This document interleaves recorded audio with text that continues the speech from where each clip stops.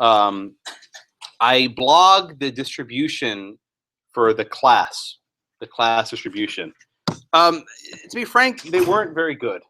I was disappointed. I don't know why they weren't good, but they weren't particularly good.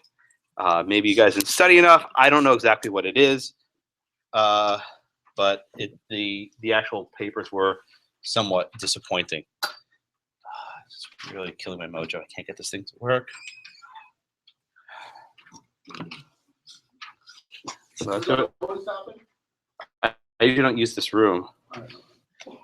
There we go. Okay. All right. So here is a distribution after much ado of talking about it. The actual breakdown was a 285 mean, which is more or less the minimum we can give. You may not know this, but the actual things are not working for me today. The actual distributions we're only allowed to give within certain ranges. So, for example, we have to give between a 285 and 315 mean. Your mean was a 2854, which is more or less the minimum that I'm even allowed to give into the mean. I'll explain why they were weak in a minute, but I want you just to see the breakdown of the grades. In terms of the actual failures, as I said at the outset, I reserve the right to fail people even who show up, right? If you didn't, one of my property students didn't show up, so he got an F. But the failures here are meant to motivate you. If this is the kind of stuff you want to do in the final exam, the curve will look very similar. If it sounds like I'm trying to put the fear of God into you, I am, because this is very important stuff, and far too many students don't take it seriously. Now, in terms of the good papers, if you got in the A range or the A- range, you're in pretty good shape. If you notice, I basically gave the maximum number of A's I'm allowed to give. So the students who studied did quite well. The students at the bottom of the curve did not do well. So if you got a C- or lower, which is a number of you, you're required to come meet with me. If you don't email me to set up a time, I know who you are. I will set up a time with you because I care. I want to actually work with you. Last semester, a student in my ConLaw class went from a D to a B. She had a D in her midterm, and she got a B in the final. I want that to be you. Other students got a D on the midterm, and they got a D on the final. I don't want that to be you. If you did poorly, you can come meet with me, and hopefully we can figure out what's ailing you, and you can improve. So in terms of priority for meetings, first of all, I'm going to focus on people who got C- or lower. If you got an A and you really wanted if you got an A- and you want an A, if you got a B+, you want an A-, I will meet with you, but you don't take priority. I want to take priority for the students who need it the most. Because there are about 80 of you in this room, and a lot of you will want to come meet with me. So I'm going to try and prioritize it. So, I mean, starting today, start emailing me and start telling me when you have free time, preferably on Tuesday or Thursday, the days where we have class. And I'll stay as late as I need to stay to meet with you because this is important. It's supposed to be a learning experience. All right, so you can look at this distribution. I also put on the class blog the exam itself, which you can download, and the A+ paper, which I've also given to you on paper.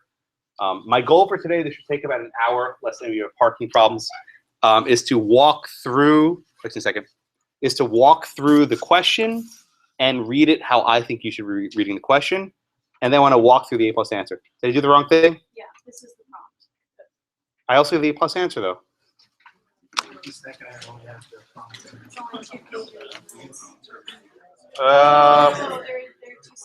The two handouts. Did you get the other?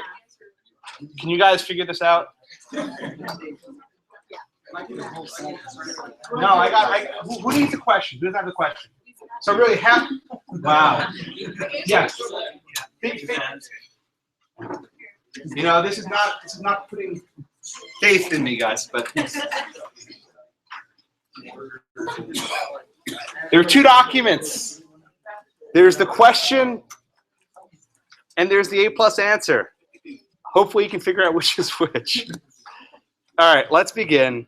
I don't want to detain you any longer than needed.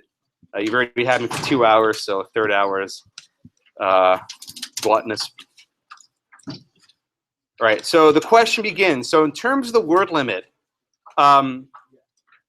It's 1,000 words per question, not 1,000 characters. Even though I warned you not to do a character count, at least one of you did. Read the instructions. It's a word count. Even if you can't figure out how to use ExamSoft, and trust me, you will have computer problems in your life, things crash at the last minute. You're in law school. You have a finger. You can count words. It doesn't take very long. The reason why I know this is that some of you who handwrote didn't count your words, so I did it for you. Right? It's a pain in the neck, but I did it. You need to put a word count in. This is not optional. The reason why is I stopped reading at 1,000 words, and then people lose credit. Some of you, I didn't even read your 5th answer because you went over your word limit. Don't do that. The reason why the word limit's in place is to make it fair to grade.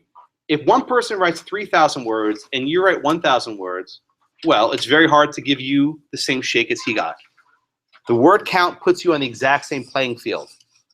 This is why I stopped reading at word 1,000. I stopped reading. So a number of you got 0 on the last question. I can't help you because you didn't do a word count. Also, a couple of you hand wrote. You shouldn't. Your penmanship is not very good. I don't mean to say this to be mean, but there was one student, I don't know if it was a guy or whoever it was, one student, the penmanship was so awful I couldn't make out a few words. I have no idea. I actually highlighted it with a green highlighter. I have no idea what this word is. I couldn't even figure it out from context. Don't do this to yourself. You work so hard in law school. Get a computer, right? Even if you don't own one, borrow one. I mean, this is silly. You're going to need to take the bar in about 2 years. You do not want your bar examiner saying, do I fail this person? Do I pass this person? I can't read this word. Whatever, fail. Can you imagine how miserable your life's going to be for 6 months that you failed the bar because you have a bad penmanship? Just type. Type.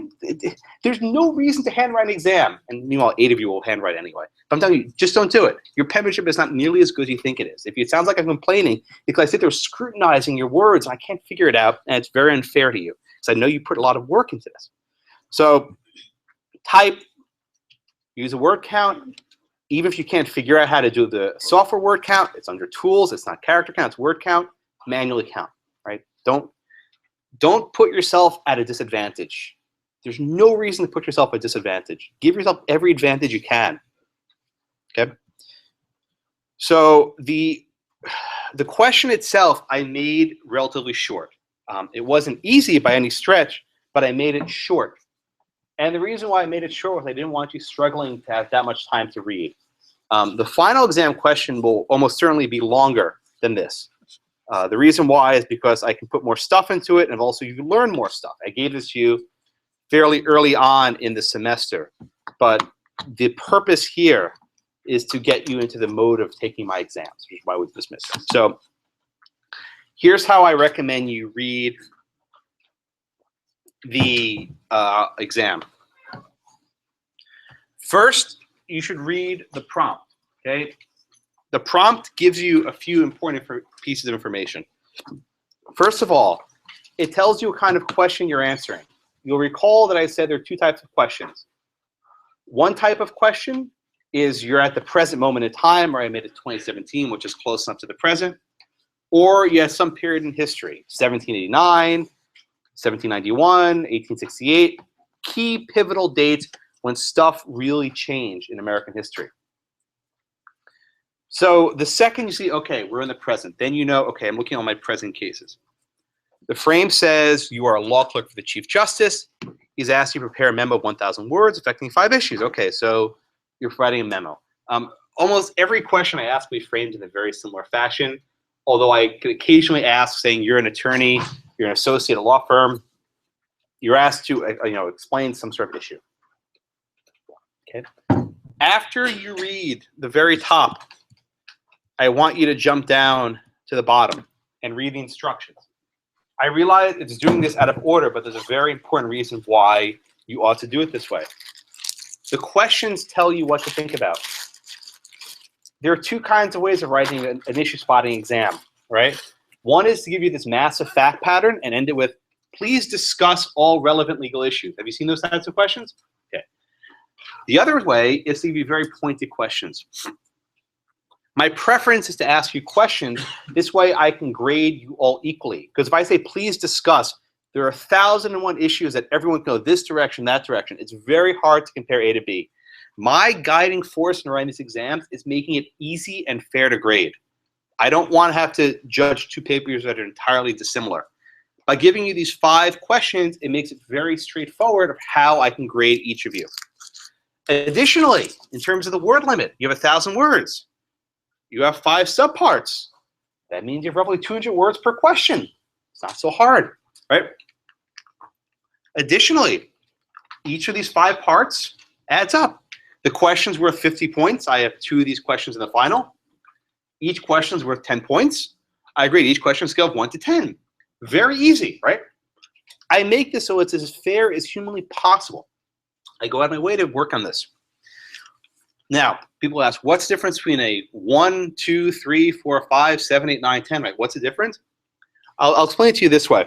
Actually, one of my morning students was a teacher, said, what's the rubric? Which I like thinking about, right? So what's the rubric?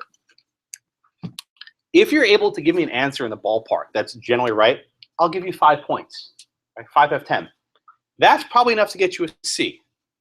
You don't want a C. I hope not. If you want a C, then you're probably in the wrong spot. But that'll be enough to get you to a C.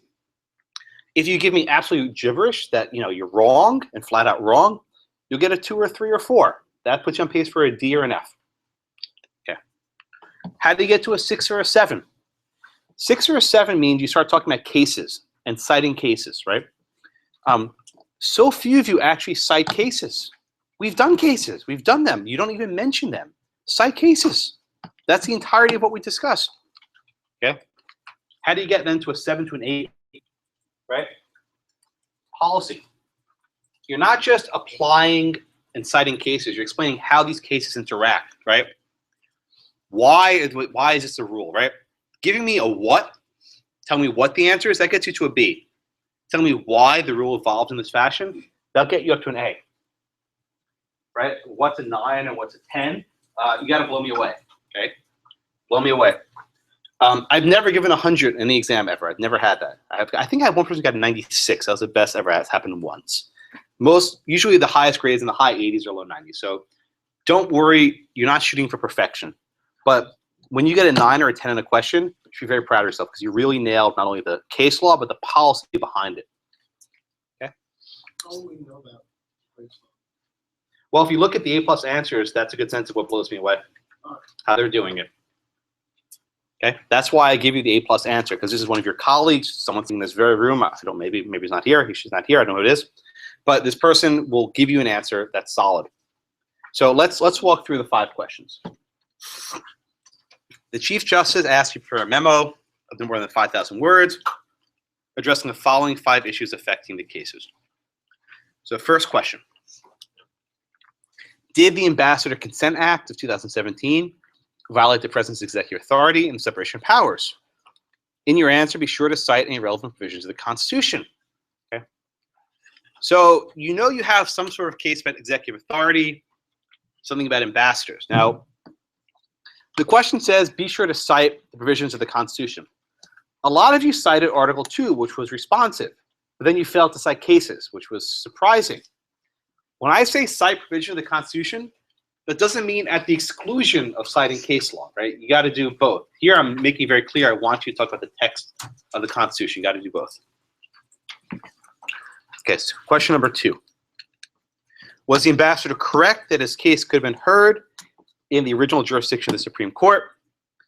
Please address in your answer the impact of the Judiciary Act of 2017 on the ambassador's claim and whether that statute's unconstitutional. So once you see original jurisdiction of the Supreme Court, like Marbury should be flashing in your head. Like you should be saying, bing, bing, bing, Marbury, right? When else do we talk about original jurisdiction? Probably less than 30% of you actually cited Marbury in your exams, which was shocking, right? We haven't done that many cases on original jurisdiction. You don't have that much to work with. It was like the second class, third class, whatever it was. Number 3, did President Trump, we have President Trump. Did President Trump have the authority to use eminent domain to seize the properties near the southern border? Okay. Now, you haven't studied eminent domain. Maybe you own property, but you haven't studied it. But you have studied seizures, right? Youngstown, you studied seizure of property. So you should start thinking, oh, wait a minute, this is going to be something like Youngstown. Think of what you've learned and what I'm asking about and what the connection is between the two. Okay? And then it says here, please address in your answer the authority Congress delegated to the president pursuant to this Border Security Act. So delegated, wait a minute, that's that non-delegation doctrine. We've discussed this, right? Can Congress give the president certain types of legislative authority, or does that run afoul of the non-delegation doctrine? Okay. 4, was date a constitutional exercise of the president's authority? Please address the duty to take care of the laws faithfully executed. Well, when did we discuss the take care clause? Well, with DAPA, the immigration deferred action policy. So you should start thinking about that. In almost every question I ask, the first 4 will be about doctrine, and the 5th will be explicitly policy. I want you to shine at number 5, right? Number 5 says, in consideration of questions 1 through 3, discuss what weight, if any, the court should give to the fact that the U.S. faces a terrorist threat. This was a question in Korematsu, right? This was the question we faced in the detainee cases. What weight do we give the fact that the U.S. is under a threat of terror?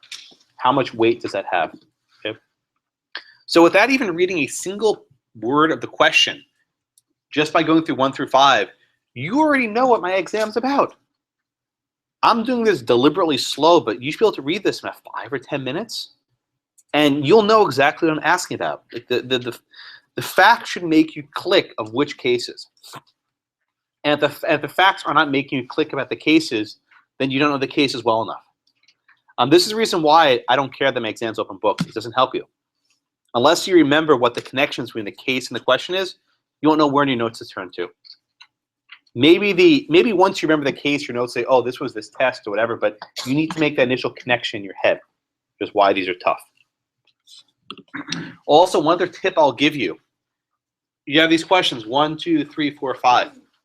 As you're reading the fact pattern, in the margin of your fact pattern, put the number. So for example, say you're reading something about the president seizing property, right? Put a number 3 in the margin. And the reason why you're doing that is when you actually take time then to write your answer, you can just look through your margin, like, oh, this paragraph's relevant for number 3, this paragraph's relevant for number 4. You're actually assembling your answer as you're writing your paper. This is why reading the question first saves you. Because what happens is usually you read the question, then you read the prompts, and then you go back and read the question again, and you start writing, say, oh, where was that such and such? If you do in this order, you save yourself like half the time. It's far more expeditious. Okay, any questions so far? Can I ask a question? Yeah. So I know the word count is kind of very straight. So you said that some people who got no C should meet with you, but how much emphasis should we put if, let's say, my 4th and 5th question were not graded because of the word count? Should I put that? You want to talk to me privately about this? Okay. Okay, very good. Yeah, you are all welcome to meet with me. If you send me an email, set up a time. But private things we'll talk one-on-one. Okay. All right. So any other questions on 1 through 5? All right. So let's go back and let's read through the actual fact pattern, which wasn't long. It was like a page and a half, right? I mean, we're not talking about a very lengthy fact pattern. I make no promises for the final. If you look at some of my old exams, you got 4 or 5 pages. So this is as short as I ever do. Okay.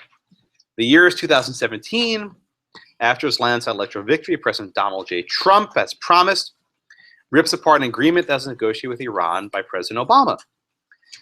Okay. President Trump then accuses the Iranian ambassador to the U.S. of using the embassy for a terrorist training camp.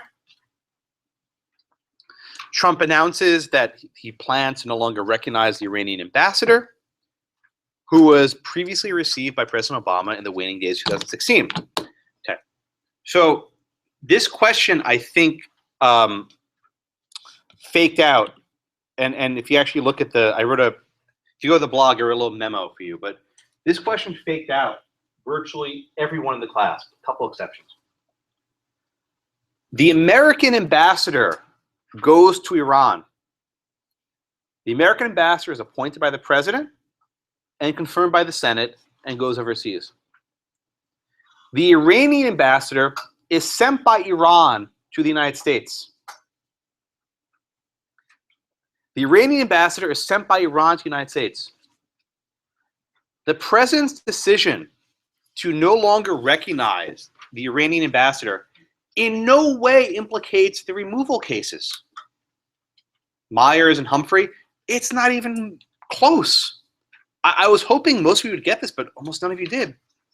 You saw the word remove and you thought, oh, this has to do with Myers and Humphrey. The president is under no senatorial obligation to get consent before he receives an ambassador, right? Before he removes it. That is not the issue. This was not about Myers and Humphrey's executor. This was about Zivotofsky. This was all about Zivotofsky and the recognition power. This was not a removal power question. I can't count how many of you just used the entire long. I don't usually get upset, but almost everyone missed this, which makes me feel maybe I didn't teach it right, or you didn't read the question. Maybe the question wasn't written well. I don't know. But the Iranian ambassador is at the discretion of the Ayatollah, right, in Iran. That's who decides. Okay, does everyone understand this? Does anyone have any question about that much? I would say I did say Zivotofsky, but I'm saying why I got confused is because on the question it said Consent Act of 2011, and on the front it said Removal Act of 2011. So if it had been removal on that one and removal on the first Would it matter? I guess that's why I got confused. That's why I did both. But even if they call it the ambassador, I think I made a typo, which I apologize for. But even if it was called the Ambassador Removal Act, why would it implicate? I'm just saying it made it confusing in the fact pattern. But even if it was removal, does everyone understand? The president's decision over a foreign ambassador does not hinge on Myers. It's not removing an officer of the United States, right? He's not firing a principal officer of the United States. Everyone get that much? But having a typo is still going to affect. Like, it definitely affected me. I'm not gonna lie. Yeah, I mean, the title of the act was irrelevant, though. But I appreciate even if the word removal is in there, it makes no difference. Like I said, it made it more confusing. Right? So there's nothing here about removal power, even if the act was so called. So the next paragraph, the Ambassador Removal Act or the Ambassador Consent Act, whatever you want to call it, it shouldn't make a difference. And I apologize for the typo. It states, the president shall receive the advice and consent of the Senate before rejecting a previously recognized ambassador from a country that the United States has a commercial relationship with. Okay? This is an application of Zivotofsky, in a way. Okay. Zivotofsky was, the government said, we require you to print Israel and a passport for someone born in Jerusalem. That would require an act of recognition by the president over the city of Jerusalem and what country it's in. This is slightly different. The Senate must provide advice and consent before rejecting an ambassador. Okay. Now, the reason why this faked you out was not the title. This made you think of the Tenure of Office Act, right? It made you think of the Tenure of Office Act. What was the Tenure of Office Act? It said before President Andrew Johnson fires Lincoln's Secretary of War, he needs a Senate consent. This came up in the Noel Canning case. And the Supreme Court held that the Tenure of Office Act was unconstitutional in Myers, that the Senate cannot require advice and consent before removal. So whatever the bill was called, all of you thought, oh yeah, the Senate needs to consent for removal. But that's not the issue here. The issue was the commercial relationship. What Congress was actually trying to do here was regulate through its Foreign Commerce Clause powers. It was trying to regulate commerce. And as a exercise of its commerce powers, it was trying to put limits on who the president could recognize as an ambassador. So this was a discussion, and really I would accept either answer, right? Can Congress control through its commercial powers who the president recognizes as an ambassador? I think the stronger answer is probably no under Zivotofsky, because it's an act of the recognition power. But I think you could actually make the case that because Congress is such an important interest in trade and commerce, that maybe Congress does have a role in this case.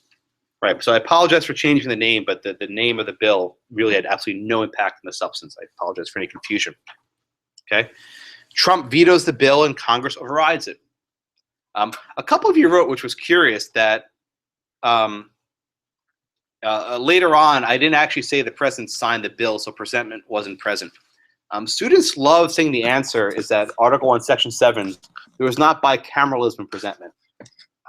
You can be pretty sure that's not the right answer. I usually don't ask about the failure to sign a law. Unless there's like a one-house veto, that's probably not the right answer. I mean, you can always parse over how it's phrased, but if your answer is Article 1, Section 7, it's probably going to be wrong, so you probably shouldn't write that. But like, a significant number of you wrote that, which was surprising, which will make me make very clear in the question that the president signed the bill presented by Congress.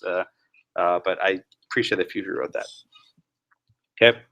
Trump argues, after overriding the veto, that he cannot be bound by the statute, and then he rejects the credentials of the ambassador. Okay. Again, this is a Zivotofsky / Noel Canning issue, not a Humphrey Myers issue. Okay, so next. After the credentials are revoked, the FBI executes a search warrant on the Iranian ambassador and the embassy, and they find a nuclear bomb in the basement. The FBI arrests the ambassador, although if you ask President Trump, he's no longer the ambassador, and charges him with material support of terrorism. As he's being hauled away, the ambassador announces that he wants the court to review his case. Okay.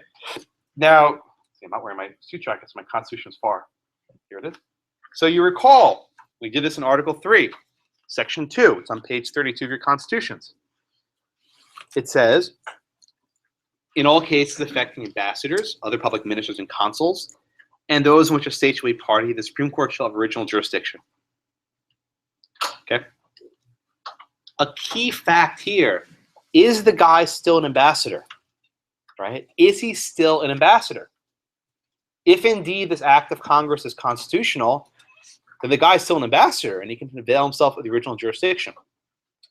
Or if President Trump is correct and he's no longer an ambassador, he can no longer avail himself of that jurisdiction. So actually 1 and 2, the answer, whatever you put to 1, probably inform whatever you put for number 2. Okay? But the ambassador question is not done quite yet. In response, the Congress enacts the Judiciary Act of 2017, which states no court of the United States, with the exception of the District of Columbia, the District Court for the District of Columbia shall have original jurisdiction for terrorism prosecutions. Okay. So this is almost like a Marbury in reverse. You recall that in Marbury, Congress tried to expand the Supreme Court's original jurisdiction. They tried to say, okay, Supreme Court, you guys can hear mandamus in your original jurisdiction. And the court said, no, you can't do that. Here it's different. Instead of expanding the Supreme Court's original jurisdiction, they're contracting it. They're taking it away. They're saying if it's a prosecution involving terrorism, it can't be heard in the Supreme Court's original jurisdiction. Notice the question says nothing about ambassadors. The question says nothing about ambassadors, right? Read it carefully. All it says is no prosecutions for terrorism. However, in this case, the defendant is, or perhaps maybe is not, an ambassador, right? So these are all the little twists and nuances which you should be picking up on and developing in your answer. Again, there's no one right answer, and as we go through the A+ answer, it isn't perfect, and there's stuff I don't like about it. There's no perfect answer, but I'm trying to explain all the different nuances which you should have picked up on, which should inform your answer. Okay, the ambassador is then indicted in the District Court for the District of Columbia. The attorneys for the ambassador filed a motion to dismiss the indictment, and they say that it should be heard in the Supreme Court's original jurisdiction.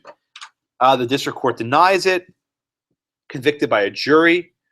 Ask yourselves, who is a jury of peers for an ambassador? Right? Can an ambassador get a jury of his peers? Which is one of the reasons why I think the Supreme Court has original jurisdiction over ambassador claims, which I think the framers did that, but food for thought. The DC Circuit affirms the conviction. Okay, then the ambassador files a cert petition with the Supreme Court, which is granted. Okay. Any question on that paragraph? Okay. Let's move on. Number 3, or the next paragraph. After the conviction of the ambassador, an investigation reveals that Iranian agents smuggled a nuclear bomb across the southern border from Mexico. Okay. President Trump calls on Congress to enact the Border Security Act of 2017, which states, the president shall have all powers that are necessary and proper to secure the southern border with Mexico. So look at that language very carefully, right? Again, a lot of you got head faked. A lot of you said, oh, necessary and proper, that means McCullough, that means the president can do whatever is convenient, right? You got faked out. What's going on here? Which branch of government has the power to make laws that are necessary and proper to a foregoing power? Congress. Can Congress give away one of its enumerated powers of lawmaking? The answer is absolutely not. A lot of you just said, see, this is what I think happens. You saw necessary and proper, it's like, oh man, that's McCullough. Yeah, I know the case, right? That's not right. The correct answer should have discussed the fact that Congress cannot give such a broad delegation of authority to the president. That runs afoul of the non-delegation doctrine.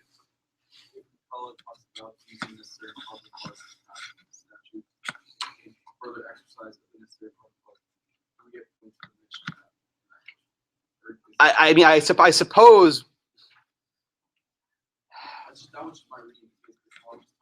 Well, I mean, it's a very strange answer. It's actually not entirely wrong, but for the reasons of the non-delegation doctrine, Congress couldn't pass such a statute, right? The Congress can't give a power that's directly enumerated. So for an easier example, it's a statute saying the president now has the power to regulate interstate commerce, period. No, I mean, that's a power right there. The Congress of the president shall have the power to lay and collect taxes. No, that's Congress's power, right? So you can't have Congress giving away its power to over necessary and proper. Okay.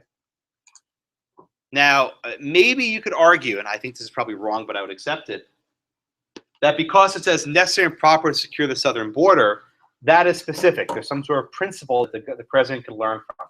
I think that argument is probably wrong, but I mean, I'd consider it. But this seems to be a straight up delegation of an enumerated power, which would violate the necessary and proper clause. Okay. So with this fear of domestic terrorism rising, Congress enacts the law. President Trump announces that he would use the power of eminent domain to seize all the property on the 5 miles of the southern border. So he construct a huge wall. Okay. Under the comprehensive plan, the President Trump offers what he deems just compensation. You haven't learned eminent domain, and this is frankly not even necessary to the question, but courts determine what the compensation is. This was actually a point brought up in Youngstown, right? One of the reasons why President Truman couldn't seize the mills is that he lacks the power to appropriate funding for the compensation. Remember we discussed this? Only Congress can appropriate money. So we have a statute. Congress is also giving the president the power to pay out money. That can't be right. So there's another reason why I think the executive couldn't implement this law. Okay. So President Trump justifies the authority by citing the Border Security Act and Article 2. So here, like Truman, Trump isn't just citing the statute, he's saying that part of my inherent authority, even if there was no statute in the first place, part of my inherent authority is that as a necessary tool to protect national security, I can seize this land. Right? That is what Truman argued in Youngstown. He said, look, even if Congress didn't give me this statute, because I need to prosecute the war, I have the inherent power to seize the steel mills. Remember, Truman said this.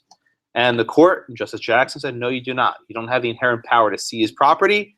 Seizing property is a legislative function. That's why it's a non-delegation doctrine problem. It's for the legislator to seize property, not for the executive. So, as for that question for the non-delegation doctrine, were you looking for both the seizure and the first? That would have been like a 9 or a 10 if you got both of them. If you got one, that'd be like 7 or an 8, depending how you did it. But yeah, I mean, if you got both of them, that's pretty close to a perfect answer. Again, what I'm telling you now is what I think the ideal answer is. Very few of you hit what I'm saying, but you should be moving in that direction. I'm a strict grader, it's true. The reason why is I have high expectations because I was expecting a lot from you and didn't quite hit where I expected. All right, so the ranchers who are property along the border sue, saying the president lacks his power. The court dismisses the case. The Fifth Circuit Court of Appeals affirms, and it goes to the Supreme Court. Okay, we're not quite done yet. We have one more paragraph to read. Then we'll move on to the A+ answer.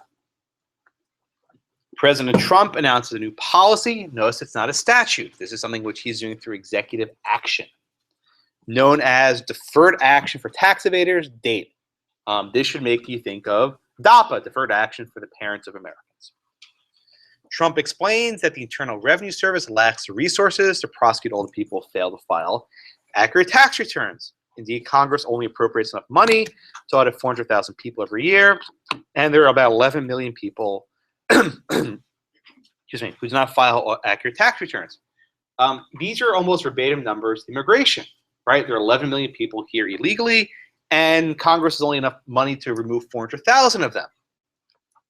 Okay, I mean, this is almost, I mean, if you're paying attention to the DAPA lesson, this should be painfully obvious. So under DATE, taxpayers who are less than $1 million in back taxes can register with the IRS and receive an assurance that they will not be audited or prosecuted. Again, this is like with immigration. If you register with the government, they will basically give you a letter saying, well, we're not going to not remove you, but we probably won't remove you for some period of time. Hillary, who owned $500,000 in back taxes, registers with the IRS under this program, DATE. She gets a letter indicating that she'll not be audited, okay, but she's audited. And then she's indicted by President Trump on federal tax charges. She moves to dismiss the indictment, given the DATE policy. Again, this case goes to the Supreme Court. So, any questions in the fact pattern? Any questions in the fact pattern or the 5 questions?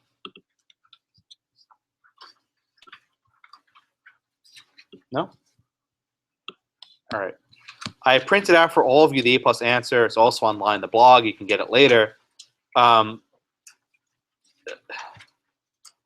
make this point very clear at the outset. Again, the A+ paper is not perfect. I can't say it enough. It's good. It was the best one here, but it's not perfect. And I'm sure you will spot errors and this and that. I once had a student, drove me crazy, came to my office, and she made a spreadsheet. She was an accountant.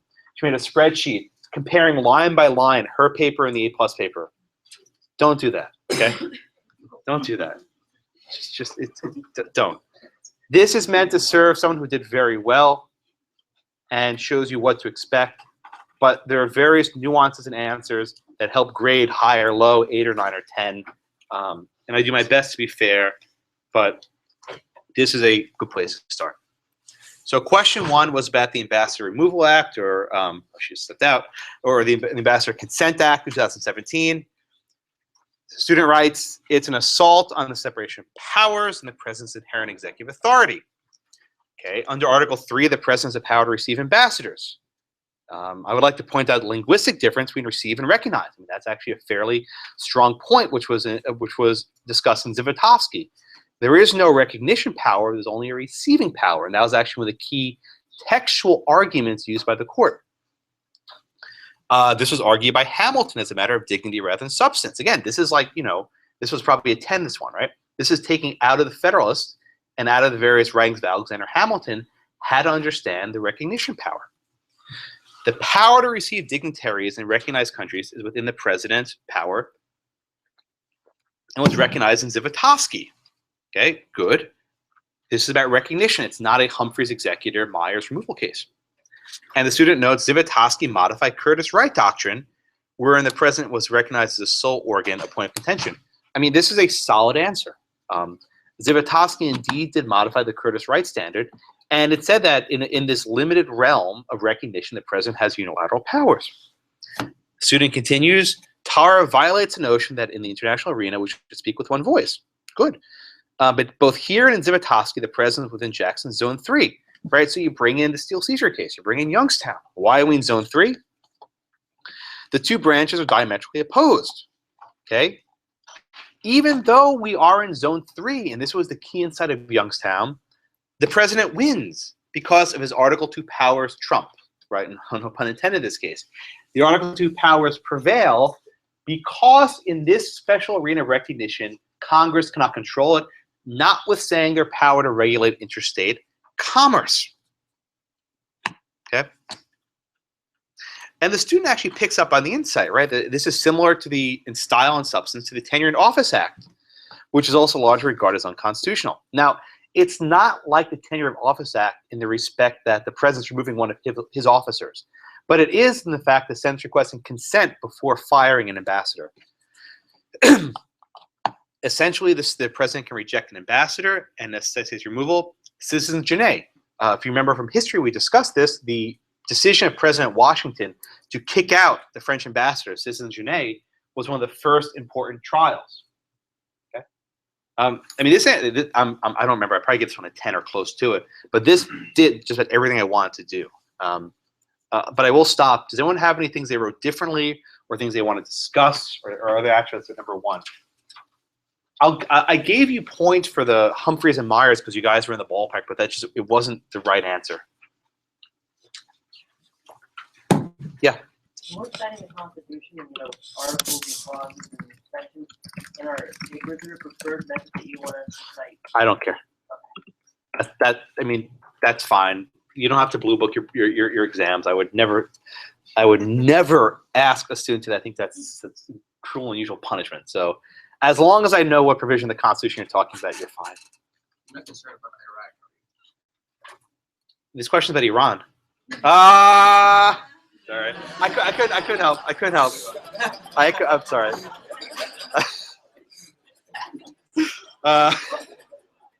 It's been a long day. I've been teaching all day. So the short answer, right? People often ask me about Iraq. I'm most concerned about the analysis. I don't need for you to retell me what the facts are because I know what the facts are. I wrote the question. All right. The R and the A, I'm sure you know this in legal writing, often blend together. You incorporate your rules. I mean, look what the student, look how a student wrote this, right? The power to receive dignitaries within the president's power was recognized as Otoski. I mean, that's giving me the rule, but it's simultaneously telling me why the president doesn't have to get the Senate's consent. You can do RA if I'm just raw, that's fine. But I don't need the I, I don't need the C. But yeah, this is about Iran. Okay. That's really bad. All right. Any other questions at number 1?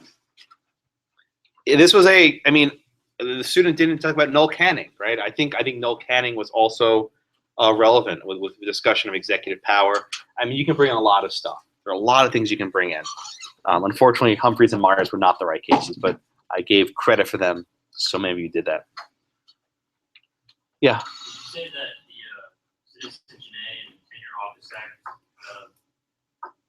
talking about that at the end, put that paper over the top? I mean, I don't think it needed it, but yeah, I mean, that blew me away. I mean, that's like really nuanced aspect of the case discussion that won't be in a Gilbert's or a black letter outline, but whatever your kids read, right? Yeah. So for the like getting what's exciting history instead of response material. Yeah. I mean, look. So here's the constraint, right? You have a word limit, so you can't do everything you want. But if you find that you can answer the question and tell them about history and things we've discussed in class and things in the book, you've proven that you know more than what's in a black letter outline. That you're not just using some outline from someone who took my class last semester, right? I know these exist. It was so funny. My first semester, I was teaching my student complains like, oh, "Your class is so hard." I was like, "Why?" I was like, "I don't have any outlines from past students to use as a basis." So that goes away after time, though. But yeah, the more you tell me, the better. Question to number 1. Okay, let's go on to number 2. This was the original jurisdiction question. And again, you should be screaming Marbury, right? Even if you don't even know how Marbury applies, just write Marbury. Because, I mean, we haven't done anything else in jurisdiction, so you have to, Marbury, that's it. So the question says, the ambassador is 100% correct. This case could have been heard by SCOTUS. Article 3, Section 2, that's most of you actually found Article 3, Section 2. I was actually proud that I was actually worried, but you found that was in the Constitution. You just didn't cite Marbury. Article 3, Section 2, SCOTUS will have jurisdiction for cases involving ambassadors. So if you notice in the first question, he said that the Ambassador Act was constitutional, right? Technically speaking, if you want to be consistent, then you have to say that the person's not an ambassador anymore. But I don't demand consistency, but we can answer that. The Judiciary Act is wholly unconstitutional for a number of reasons. Okay. As we know from Marbury, Congress cannot change its jurisdiction of the Supreme Court with a statute. So that isn't exactly right. It's mostly right. So Marbury said that Congress can't expand the Supreme Court's jurisdiction. Marbury did not say that Congress cannot contract it. And indeed, there are cases, we discussed I think once, ex parte McCardle, where Congress took away the Supreme Court's habeas jurisdiction during the Civil War. Right? Jurisdiction stripping is a perennial issue of interest among law professors, but the Supreme Court has never said that Congress can take away their jurisdiction. I think this is actually a close call. Could Congress remove the jurisdiction of ambassadors? I think it's a close call.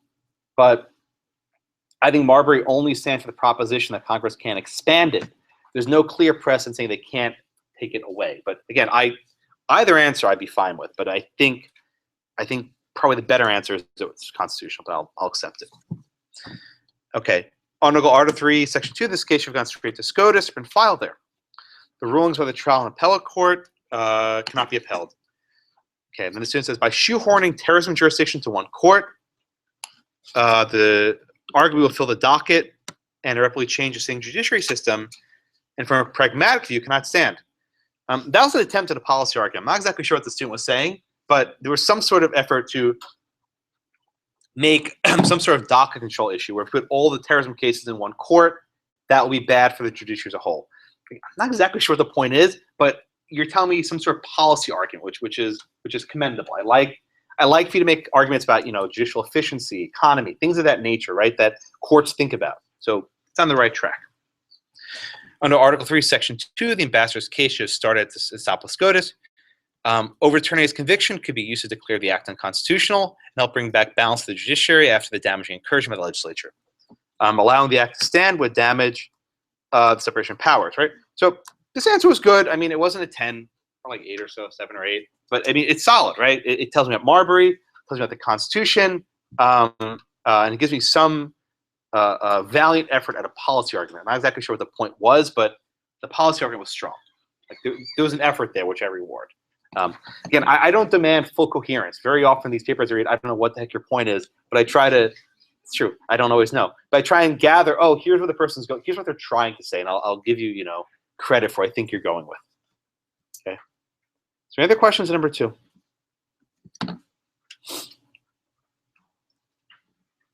No? All right, number 3. Again, student begins, young samurai pride. I like that, that's good. We know from the Truman administration that the president cannot seize private land in the name of national security. Here, the president was acting with the consent of Congress under the necessary and proper clause. Okay?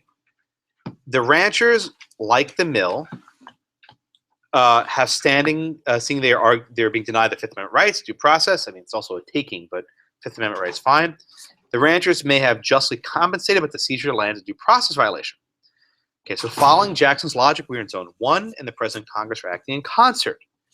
Again, this is an important point. Congress passed a statute and said they were giving the President this broad authority. This is a hard question and can go one of 2 ways. I mean, that's good. If you're even cognizant of the 2 different ways, tell me. If we follow the non-delegation doctrine that's proposed by Justice White in INS, I mean, this is really nuanced. Justice White's dissent in the INS case, Vichada, was a very particular point, which, again, will not be in your black letter outline.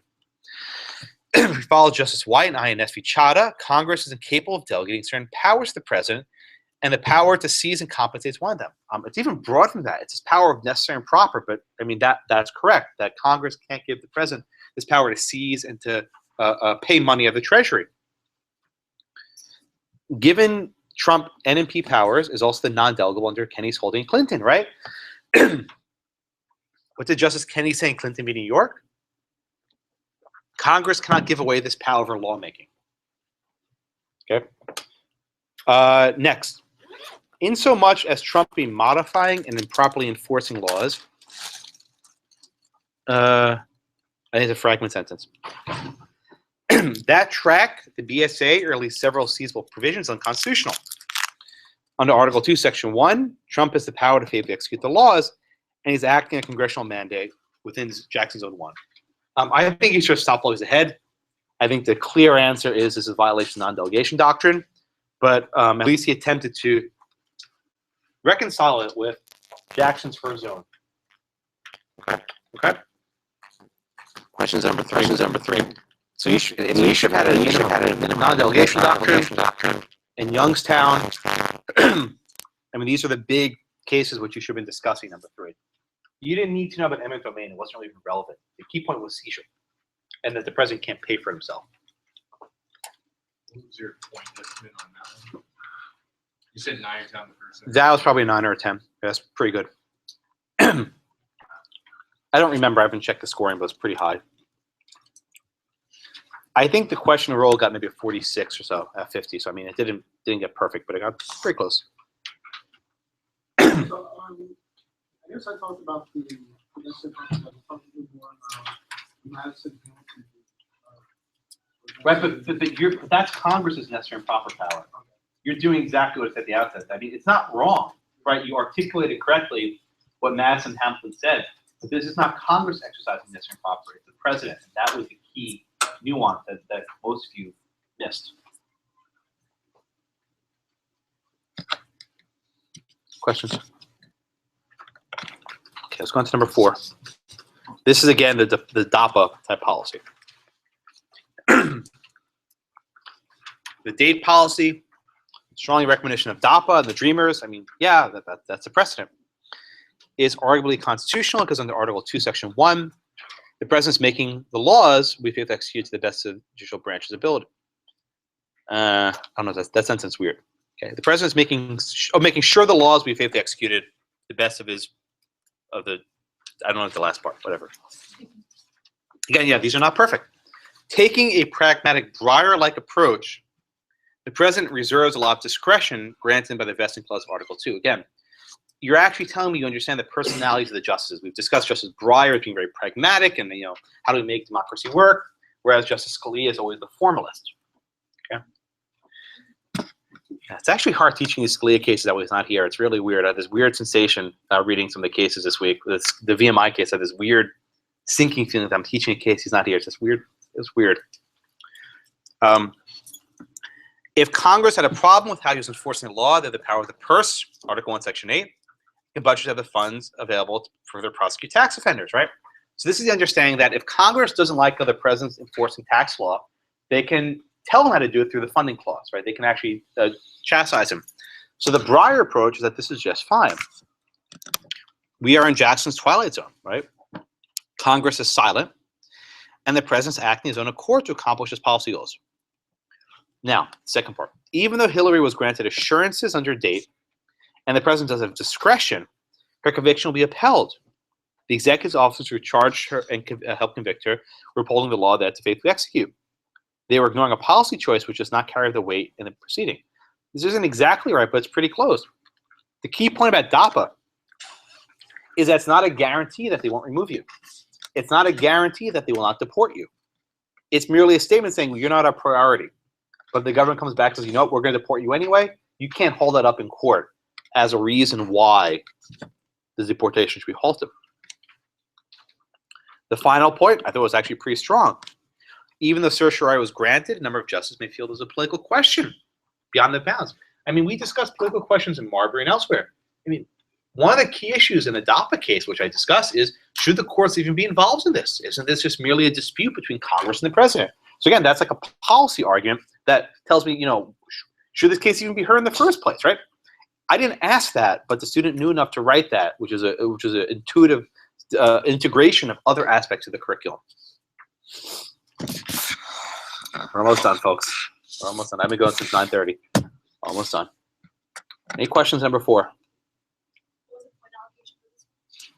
It's probably a 9 or a 10. I don't remember, but it's pretty high. Can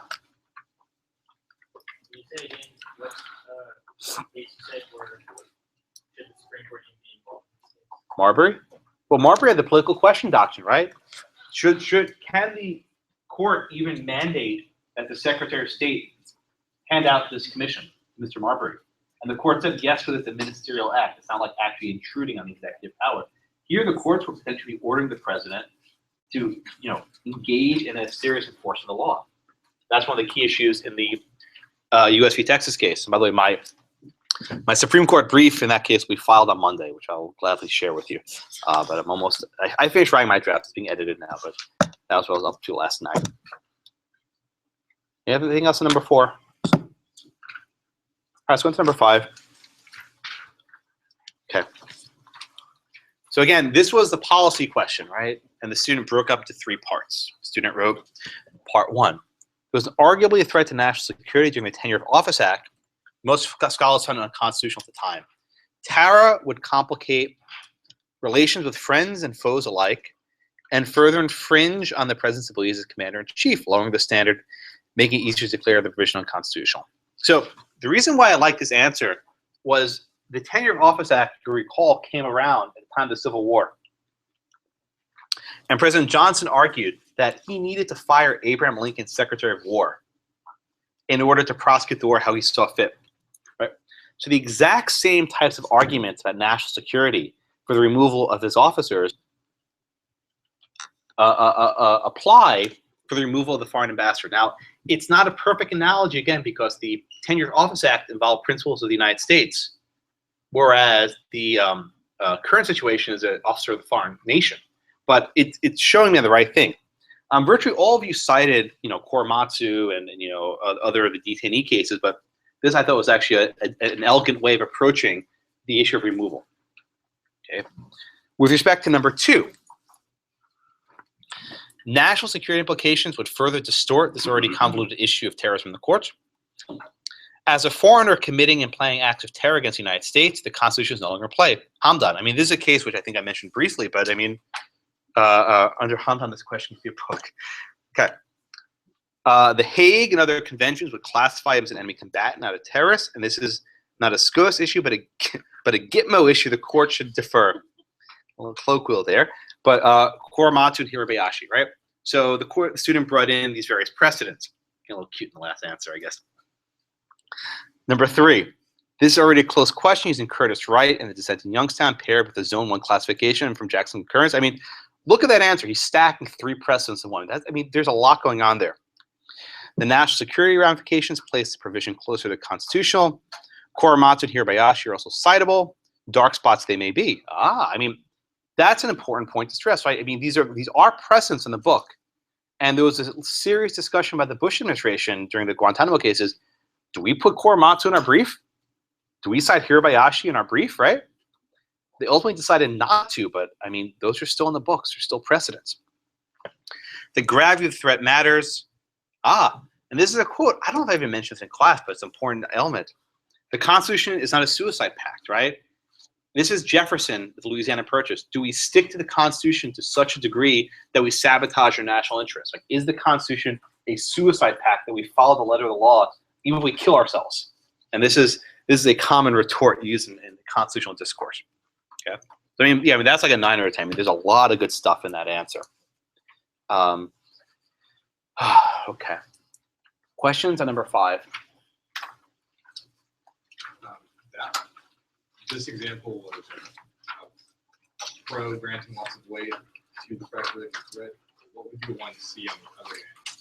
You just said that this one. Well, I mean, the other end, what a lot of you wrote was in times of war, the laws fall silent. Right? We had that entire discussion of why the law should not be falling silent when there's times of war. That's the time for the most heightened judicial scrutiny. And I think talking about Jackson, Youngstown, right, in the middle of a war, the court ruled against the president. I think that would be a relevant case to cite as well.